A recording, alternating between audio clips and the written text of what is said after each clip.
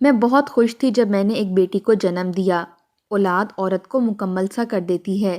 میں اور میرا شوہر بہت خوش تھے، لیکن جو چیز میں نے نوٹ کی وہ یہ تھی کہ میری بیٹی عام بچوں کی طرح روتی نہیں تھی، چاقو چوبند نہیں تھی، بہت سست سی تھی۔ جب بیٹھنے کے قابل ہوئی تو تب بھی اس کا یہی حال تھا۔ وہ کوئی شرارت ہی نہیں کرتی تھی، بس جہاں بٹھایا وہیں گھنٹوں بیٹھی رہتی۔ میری اصل جان تو اس وقت نکلی جب میں نے اسے ایک ڈاکٹر کو دکھایا۔ وہ کہنے لگا کہ آپ کی بیٹی ذہنی طور پر معذور ہے۔ میں تو یہ سن کر ہی دنگ رہ گئی تھی۔ میری بچی ذہنی طور پر سوچنے سمجھنے کی صلاحیت نہ ہونے کے برابر رکھتی تھی۔ میرے لیے یہ اذیت بہت بڑی تھی، کیونکہ مجھے اس کے بعد اولاد بھی نہیں ہوئی تھی۔ جیسے جیسے وقت گزرنے لگا، بیٹی کی بچگانہ حرکتیں شروع ہو گئیں۔ وہ 17 سال کی تھی، لیکن ذہنی طور پر 7 سال کی تھی۔ دیکھنے میں میری بیٹی بہت زیادہ حسین تھی، لیکن اس کی بچگانہ حرکتیں عجیب و غریب قسم کی تھیں۔ میں پورا دن اس کی بکھری چیزوں کو سمیٹنے میں لگی رہتی تھی، اسے بار بار دوپٹہ اڑاتی کہ وہ اب بڑی ہو گئی ہے، دوپٹہ پہنا کرے، لیکن وہ ایسی نہ سمجھ تھی کہ دوپٹے کو اتار پھینکتی۔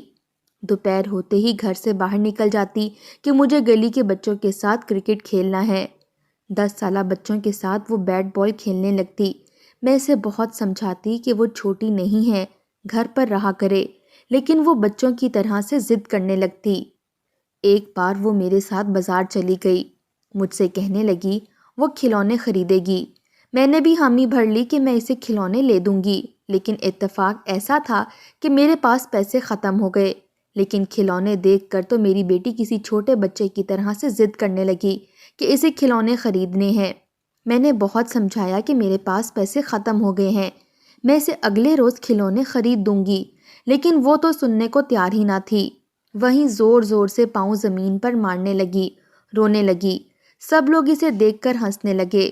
کافی آتے جاتے مسافر کھڑے ہو کر اسے دیکھنے لگے کہ کیسے ایک جوان جہاں لڑکی کسی چھوٹے بچے کی طرح سے ضد کر رہی ہے۔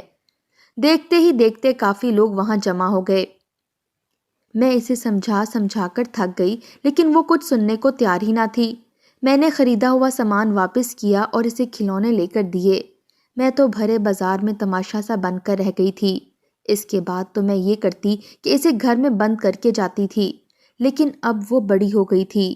اکثر دیواریں پھلانگنے لگی، کبھی پڑوس میں لگے امرود کے درخت پر چڑھ کر امرود توڑ کر ان کے صحن میں کھیلتے ان کے بچوں کو مارنے لگتی کہ میرے ساتھ کھیلتے کیوں نہیں ہو۔ کبھی چھت پر چلی جاتی، آسمان پر اڑتی پتنگوں کو دیکھنے لگتی۔ ایک بار ایک پتنگ کٹ گئی تھی، یہ دیکھ کر تو میری بیٹی جیسے دیوانی سی ہو گئی تھی۔ میں کچن میں مصروف تھی، وہ دھیرے سے دروازہ کھولے باہر نکل گئی اور مجھے ذرا سی آہٹ کی آواز تک نہیں آئی تھی۔ میں جب کچن سے باہر نکلی تو مجھے میری بیٹی نظر نہیں آ رہی تھی۔ میں نے اسے پکارنا شروع کر دیا، پورے گھر میں اسے تلاش کرنے لگی، لیکن وہ مجھے کہیں نہ ملی۔ جب میں نے باہر کا دروازہ کھلا دیکھا تو میری جان ہی نکل گئی تھی۔ میں باہر گلی میں نکل گئی، لیکن دوپہر کا وقت تھا، پوری گلی میں سناٹا تھا، کوئی بھی نہ تھا۔ میرا دل یوں تھا کہ دھڑکنا بھول گیا ہو۔ وہ اس وقت گھر سے باہر نکل کر کہاں چلی گئی تھی؟ سامنے والے پڑوسی کے چھوٹے بچوں کے ساتھ وہ اکثر گلی میں بیٹ بال کھیلتی تھی۔ میں ان کے گھر چلی گئی کہ پوچھوں کہ وہ گئی کہاں ہے۔ میں نے ان کا دروازہ کھٹکھٹایا تو اس عورت نے ہی کھولا تھا۔ میں بے حد گھبرائی ہوئی تھی۔ میں نے کہا کہ روبی آپ لوگوں کے گھر آئی ہے؟ میری بات پر وہ نافہم سی ہو گئی، کہنے لگی نہیں بھابھی، ہمارے گھر تو نہیں ہے۔ میرا دل یوں تھا کہ جیسے سینے میں تھم سا گیا ہو۔ میں نے کہا تم اندر جا کر دیکھو، شاید تمہارے بچوں کے ساتھ کھیل رہی ہو۔ وہ کہنے لگی میرے بچے تو سو رہے ہیں۔ میرے آنسو بہنے لگے تھے کہ اتنی سخت دھوپ میں، گرمی میں سب بچے ہی گھروں کے اندر رہتے تھے، شام کو 4-5 بجے ہی باہر کھیلنے کے لیے نکلتے تھے۔ میں تو یوں تھی کہ جیسے دیوانی سی ہو گئی ہوں۔ میں نے گلی کے 4-5 گھروں کے دروازے بجا کر پوچھ لیا، لیکن وہ کسی کے گھر پر نہیں تھی۔ اب تو ضبط کرنا میرے بس کی بات نہ رہی تھی۔ میں رونے لگی، گھر جا کر اپنے شوہر کو فون کیا اور رونے لگی۔ وہ میرے رونے پر پریشان ہوا تھا۔ میں نے کہا روبی نہ جانے کہاں چلی گئی ہے۔ میری بات سن کر کہنے لگے یہی ہوگی، میں آتا ہوں۔ میرا شوہر بھی کچھ دیر میں گھر پہنچ گیا۔ میں تو روئے جا رہی تھی۔ میرے شوہر نے پورا محلہ چھان مار لیا، لیکن روبی تو یوں تھی کہ جیسے اسے آسمان نگل گیا ہو۔ دوپہر سے شام ہوئی اور شام سے رات، لیکن میری بیٹی کا کوئی اتا پتہ نہ تھا۔ میرا شوہر بھی مارا مارا گلیوں محلوں میں ڈھونڈتا پھر رہا تھا۔ ہم اس محلے میں کافی پرانے رہ رہے تھے، آس پڑوس والے سے بھی کافی جان پہچان تھی، اس لیے کافی لوگ فکر مند بھی تھے۔ کوئی کہنے لگا اب تو بہت گھنٹے گزر چکے ہیں، اس لیے پولیس سے بات کرنی چاہیے۔ میرا رو رو کر برا حال تھا۔ پولیس بھی ہمارے گھر آ گئی، میری بیٹی کی تصویریں دیکھنے لگی، پھر کہنے لگی کہ آپ کی بیٹی نیم پاگل تھی تو اسے کمرے میں بند رکھنا چاہیے تھا۔ اس دیوانی لڑکی کو کیا ہوش کہ وہ کہاں چلی گئی ہے۔ ہم اب ایک ایک کے گھر کی تلاشی تو نہیں لے سکتے۔ میرا دل اس قدر پریشان تھا کہ جیسے اس اذیت سے پھٹ ہی جائے گا۔ میرے اختیار میں نہ تھا کہ کہاں سے اپنی بیٹی کو واپس لے آتی۔ پوری رات ہم میاں بیوی کی آنکھوں میں گزری تھی۔ 2 دن ہو گئے تھے کہ میری بیٹی کی کوئی خیر خبر نہ تھی کہ ایک پولیس کی کال آئی اور انہوں نے ہمیں ایک ایسی خبر سنائی کہ ہمارے ہوش ہی اڑ گئے۔ ہم بھاگے دوڑے پولیس اسٹیشن پہنچے تھے۔ پولیس آفیسر ہمیں ایک ہاسپٹل میں لے گیا۔ ایک جسمانی زیادتی کا کیس تھا جس سے لڑکی کو پامال کر کے مار کر ایک سڑک کے کنارے پھینک دیا گیا تھا۔ میں جب ہاسپٹل میں پہنچی، سامنے سفید چادر پر لپٹی لڑکی کو دیکھ کر یوں تھا کہ بس سب ختم ہو چکا ہو۔ میں مرے مرے قدموں سے اس تک پہنچی تھی اور کانپتے ہاتھوں سے اس کی چادر کو اتارا تھا، اور جیسے ہی اسے دیکھا تو جھرجھری لے کر پیچھے ہٹ گئی تھی۔ اس لڑکی کے چہرے کو چھری سے کاٹا گیا تھا، اس کی گردن کو بھی کاٹا گیا تھا۔ لڑکی کی شکل بری طرح سے بگڑ چکی تھی کہ پہچان میں نہیں آ رہی تھی۔ میں تو اسے دیکھ کر پھوٹ پھوٹ کر رونے لگی کہ کیسی اندھیر نگری ہے۔ سادگی اور احساس تو لوگوں میں جیسے ختم ہی ہو گیا ہے، ورنہ پرانے وقتوں میں اگر کوئی کھویا ہوا بچہ مل بھی جاتا تھا تو اسے باحفاظت اس کے گھر تک پہنچانے کے لیے لوگ پوری ذمہ داری کا مظاہرہ دکھاتے تھے، اور آج لگ رہا تھا کہ ساری دنیا ہی انسانی روپ میں وحشی جانوروں سے بھر چکی ہے۔ بے شک وہ میری بیٹی نہ تھی، لیکن اس کی حالت دیکھ کر تو میرا دل پھٹ رہا تھا۔ پتہ نہیں لوگ کیسے ایسا جانوروں والا سلوک کر سکتے تھے۔ اب تو میں مائی بے آپ کی طرح سے بے چین ہو چکی تھی اور اپنی بچی کی حفاظت کے لیے دعائیں کرنے لگی۔ پولیس انسپکٹر نے فون کیا کہ ایک لڑکی انہیں سڑکوں پر روتے ہوئے ملی ہے، شکل آپ کی بیٹی سے بہت مل رہی ہے، اس لیے آ کر شناخت کر لیں۔ میں اور میرا شوہر بھاگے دوڑے وہاں پہنچے تھے۔ 3 دن بعد میری بیٹی پولیس والوں کو مل چکی تھی، لیکن جس حال میں ملی تھی میرا رو رو کر برا حال تھا۔ اس کے بال بری طرح سے بکھرے اور اجڑے ہوئے تھے، کپڑے جگہ جگہ سے پھٹے ہوئے تھے۔ وہ ڈری سہمی ایک کرسی پر دبک کر بیٹھی تھی، مجھے دیکھ کر میری طرف لپکی تھی اور مجھ سے گلے لگ کر رونے لگی۔ اس کی اجڑی بکھری حالت دیکھ کر تو میرا جی چاہا کہ زمین پھٹے اور میں اس میں سما جاؤں۔ بار بار وہ ہچکیوں کے ساتھ پولیس آفیسر کی طرف اشارہ کرتی جیسے کچھ بتانا چاہتی ہو، لیکن انسپکٹر کی گھوری پر وہ سہم کر میرے ساتھ لگ جاتی۔ میں اسے اپنے ساتھ گھر لے آئی، اسے کھانا کھلایا، نہلایا دھلایا، اسے بستر پر اپنے ساتھ لٹا لیا۔ وہ ابھی بھی روئے جا رہی تھی، کہنے لگی اماں میں چھت پر اڑتی ہوئی پتنگ دیکھ رہی تھی، وہ کٹ گئی تو اس کو پکڑنے کے لیے اس کے پیچھے بھاگنے لگی۔ جہاں جہاں وہ پتنگ اڑتی رہی وہ بھی اس کے پیچھے بھاگتی رہی، نہ جانے کس کے صحن میں گری تھی۔ میری بیٹی نے دروازہ کھٹکھٹایا اور ان سے کہنے لگی کہ اسے پتنگ اڑانی ہے، اور وہ پتنگ ان کے صحن میں آ کر گری ہے۔ اس وقت اس گھر میں ایک نوجوان ہی موجود تھا۔ میری بیٹی بنا دوپٹے کے وہاں کھڑی تھی۔ میری بچی کو دیکھ کر اس شخص کی نیت خراب ہو گئی، وہ اسے اندر لے گیا، کہنے لگا کہ وہ اسے پتنگ بھی دے گا اور ٹافی بھی دے گا۔ یہ سن کر میری بیٹی خوش ہو گئی اور اس کے گھر چلی گئی۔ اس سفاک شخص نے میری بیٹی کو کہیں کا نہیں چھوڑا، اسے بہانے سے کمرے میں لے گیا، پھر اس کے ساتھ بدتمیزی کرنے لگا تو وہ گھبرا گئی۔ اس نے ضد شروع کر دی کہ اس نے باہر جانا ہے، لیکن اس شخص نے اس کے دونوں ہاتھ پیچھے کو باندھ دیے۔ وہ بلند آواز میں رونے لگی تو اس کے منہ میں رومال ٹھونس دیا۔ میری بچی کی عزت کو اس نے پامال کر دیا تھا، اور پھر پتنگ دے کر اسے اپنے گھر سے باہر نکال دیا۔ وہ سڑکوں پر روتی رہی، مجھے ڈھونڈتی تھی، امی امی پکارتی تھی۔ اس کے کپڑے جگہ جگہ سے پھٹ چکے تھے۔ وہ ہر ایک سے کہتی کہ اسے اس کی والدہ کے پاس چھوڑ آئیں۔ بہت سے لوگوں نے اس سے پتہ بھی پوچھنا چاہا کہ اسے کہاں خبر تھی کہ محلے کا اتا پتہ بتا سکتی۔ وہ 2 دن سڑکوں پر ماری ماری پھرتی رہی۔ کسی کو ترس آتا تو اسے کھانے کو دے دیتے۔ وہ 2 دن فٹ پاتھ پر سوتی رہی۔ ایک رات ایک پولیس موبائل اس کے پاس آ کر رکی اور اسے اپنے ساتھ پولیس اسٹیشن لے گئی۔ پولیس آفیسر نے جب اسے دیکھا تو پہچان گیا تھا کہ یہ وہی لڑکی ہے جس کے ماں باپ اس کے لیے پریشان تھے، لیکن میری بچی کو دیکھ کر اس کمینے انسپیکٹر کی نیت بھی خراب ہو گئی۔ اس نے میری بچی کی اجڑی بکھری حالت کا بھی لحاظ نہیں کیا اور اسے ایک کمرے میں لے گیا۔ وہ چیختی چلاتی رہی، لیکن اس سخت دل انسپیکٹر کو بھی رحم نہیں آیا۔ اسے پامال کر کے اسے دھمکانے لگا، کہنے لگا اگر کسی سے کچھ بھی کہا تو وہ اس کا گلا دبا کر مار ڈالے گا۔ میری بیٹی کو ڈرا دھمکا کر اس نے ایک کرسی پر بٹھا دیا اور پھر ہمیں انفارم کر دیا۔ میں اپنی بچی کی زبانی یہ سب سن کر پھوٹ پھوٹ کر رونے لگی تھی۔ جب ملک کے محافظ ہی لٹیرے بن جائیں تو وہاں عزتیں کیسے محفوظ رہ سکتی ہیں؟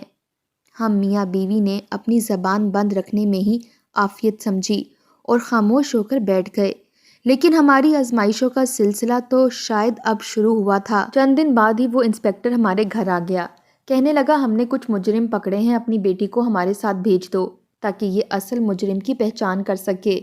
جن نظروں سے وہ میری معصوم بچی کو دیکھ رہا تھا میرا دل کانپ گیا تھا۔ میں نے کہا ہمیں کسی کے خلاف کوئی کیس نہیں کرنا۔ میں اس پولیس والے کی ہوس کا نشانہ اپنی بچی کو مزید نہیں بنوا سکتی تھی، لیکن وہ انسپیکٹر تو جیسے ہتے سے ہی اکھڑ گیا۔ کہنے لگا پہلے تم لوگ انصاف کی خاطر ہماری دن رات دوڑے لگواتے ہو، جب ہم مجرم کو پکڑ لیتے ہیں تو آپ لوگ کیس ختم کر دیتے ہو۔ یہ کیس اب اس طرح سے ختم نہیں ہوگا۔ اس لڑکی کو ہمارے ساتھ بھیجو تاکہ اصل مجرم کی پہچان کر سکے۔ میری بیٹی یہ سن کر میرے پیچھے چھپ گئی، کہنے لگی مجھے اس کے ساتھ نہیں جانا اماں، یہ مجھے مار دے گا۔ میں نے کہا جب ہم یہ کیس ختم کر رہے ہیں تو آپ کیوں ہمارے ساتھ زبردستی کر رہے ہیں؟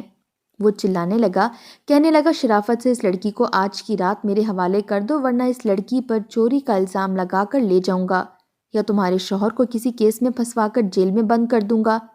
ہم پولیس والے قانون اپنی جیب میں رکھتے ہیں۔ مجھے تمہاری یہ پاگل بیٹی پسند آ گئی ہے، اس لیے اب اسے تو تب پولیس اسٹیشن آنا ہی پڑے گا جب تک میں چاہوں گا۔ انکار کی صورت میں تمہارے شوہر کو بند کر دوں گا، پھر مجھے تمہارے گھر آنے سے کوئی نہیں روک سکتا۔ اس نے میرے پیچھے چھپی میری بیٹی کا ہاتھ پکڑا اور اسے گھسیٹتے ہوئے اپنے ساتھ لے گیا۔ وہ اماں اماں کہہ کر رونے لگی، لیکن میرے اختیار میں تو جیسے کچھ نہیں تھا۔ میں نے سوچا کہ کاش میری بیٹی مر جاتی، کیونکہ جو اذیت وہ اب سہ رہی تھی وہ سہانے روح تھی۔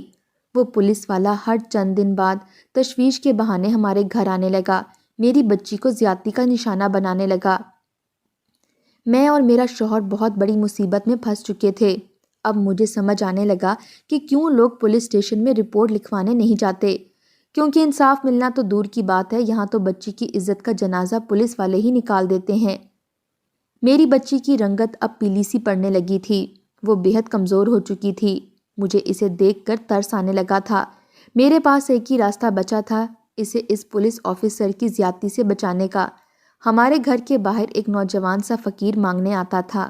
میں نے اپنی بیٹی کا نکاح اس سے کروا دیا اور اسے اس کے ساتھ رخصت بھی کر دیا۔ وہ پولیس والا جب رات کو میرے گھر آیا تو میری بیٹی کا پوچھنے لگا۔ میں نے کہا میں نے اس کی شادی کر کے اسے رخصت کر دیا ہے۔ پولیس والا مجھے خونخوار نظروں سے دیکھنے لگا، کہنے لگا دیکھ لوں گا تمہیں، اور وہ وہاں سے چلا گیا۔ اس کے بعد وہ پولیس والا دوبارہ میرے گھر نہیں آیا، لیکن مجھے وہ فقیر بھی دوبارہ نظر نہیں آیا، ورنہ وہ تو روز میرے گھر کے باہر مانگنے آتا تھا۔ پولیس سے بچنے کی خاطر میں نے جلد بازی میں اپنی بچی کو اس فقیر کے حوالے کر دیا تھا، لیکن وہ بھی نہ جانے کہاں غائب ہو گیا تھا۔ میں نے اسے ڈھونڈنے کی بہت کوشش کی، لیکن مجھے وہ فقیر کہیں نہیں ملا۔ میرے شوہر نے کہا کہ بس کر دو، اب روبی کو ڈھونڈنا، سمجھ لو کہ وہ مر چکی ہے۔ اب میرا شوہر بیمار رہنے لگا تھا، میں بھی وقت سے پہلے بوڑھی ہو چکی تھی۔ بار بار مجھے لگتا کہ میری بچی سڑکوں پر بھیک مانگ رہی ہے۔ میں نے جلد بازی میں رشتہ کر دیا تھا کہ پولیس والا پیچھا چھوڑ دے گا، بعد میں اپنی بیٹی کو دوبارہ اپنے پاس ہی رکھ لوں گی، لیکن شاید وہ فقیر بھی لالچ میں آ گیا، نہ جانے میری بچی سے کیا کام کرواتا ہوگا۔ ہو سکتا ہے کہ کہیں اس فقیر نے پیسوں کی لالچ میں اسے طوائف کے کوٹھے پر ہی نہ بیچ دیا ہو۔ میرے دل میں ہر وقت 100 طرح کے اندیشے اور فکریں تھیں۔ ابھی میں انہی سے خود کو آزاد نہیں کر پائی تھی کہ میرے شوہر کو فالج کا اٹیک آ گیا۔ مجھ پر تو جیسے قیامت ہی ٹوٹ پڑی تھی۔ میرا شوہر بستر سے لگ گیا تھا۔ میرے گھر کا واحد کفیل بس میرا شوہر ہی تھا۔ میں نے اس کے علاج کی خاطر اپنا زیور بیچ دیا۔ چند ماہ تو میرے شوہر کی دوا، اس سے گھر کے اخراجات چلتے رہے، لیکن یہ سلسلہ بھی کب تک جاری رہنا تھا؟ کمائی کا کوئی ذریعہ نہیں رہا تھا۔ میں ان پڑھ قسم کی خاتون تھی، مجھے سلائی بھی نہیں آتی تھی، ورنہ کپڑے سی کر ہی اپنا گزارا کر لیتی۔ ایک طرف مجھے اپنی بچی کی فکر ستاتی رہتی تھی، دوسری طرف شوہر لاچار اور بیمار ہو چکا تھا۔ مجھے یہ بات سمجھ نہیں آ رہی تھی میری بچی اس فقیر کے ساتھ گئی کہاں تھی۔ میں جانتی تھی کہ میرے شوہر نے بے شک مجھ سے یہ کہا ہے کہ میں روبی کو بھول جاؤں، لیکن میرے شوہر کی یہ حالت بھی روبی کی گمشدگی کی وجہ سے ہی ہوئی ہے۔ میرا شوہر اور میں روبی سے بہت محبت کرتے تھے، بے شک نیم پاگل تھی، لیکن اپنے ابا سے بہت پیار کرتی تھی۔ جب بھی وہ دکان سے واپس آتے وہ ان کے گلے میں باہیں ڈال دیتی، لاڈ سے ابا ابا کہتی نہیں تھکتی تھی۔ میری بچی نے 16 سال کی عمر میں بہت بڑی تکلیف دیکھ لی تھی اور اب بھی نہ جانے کہاں تھی۔ میرا شوہر بالکل چپ ہو گیا تھا، کسی سے بات نہیں کرتا تھا، ہر وقت اس کی آنکھوں سے آنسو بہتے رہتے تھے۔ ایک بار سو رہا تھا کہ روبی کا نام لے کر اچانک سے ہڑبڑا کر اٹھ بیٹھا۔ میں اس کے برابر میں سو رہی تھی، اس کے چلانے پر میری آنکھ کھل گئی۔ میں نے پوچھا کہ تمہیں کیا ہوا ہے، تو وہ پھوٹ پھوٹ کر رونے لگا، کہنے لگا مجھ سے میری بچی کا غم اور جدائی برداشت نہیں ہوتی، مجھے وہ پل پل یاد آتی ہے۔ چند دن سے ہمارے گھر میں فاقے پڑنے لگے تھے، مجبوراً مجھے گھر سے باہر نکلنا پڑا۔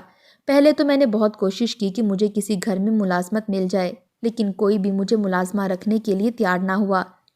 پھر میں نے یہی راستہ اپنایا کہ پرانے پھٹے کپڑے پہن کر فقیرنی بن کر بھیک مانگنے لگی۔ روز کے اتنے پیسے میرے پاس آ جاتے تھے کہ بامشکل گزر بسر ہو جاتی تھی۔ وقت یوں ہی گزرنے لگا تھا کہ ایک دن مجھے وہ پولیس والا نظر آیا۔ میں ایک ہاسپٹل کے باہر بھیک مانگ رہی تھی جب چند مردوں کے سہارے سے چلتا ہوا وہ شخص گاڑی میں بیٹھ رہا تھا۔